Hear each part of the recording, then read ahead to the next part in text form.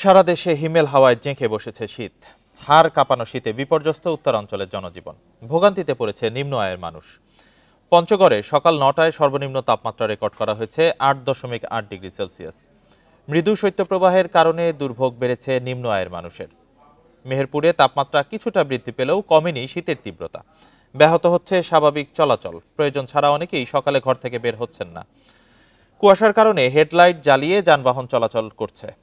চুয়াডাঙ্গায় তীব্র শীত অব্যাহত রয়েছে। ঠাকুরগাঁওয়ে দিনে তাপমাত্রা বাড়লেও সন্ধ্যা নামার সাথে বাড়ছে শীতের তীব্রতা।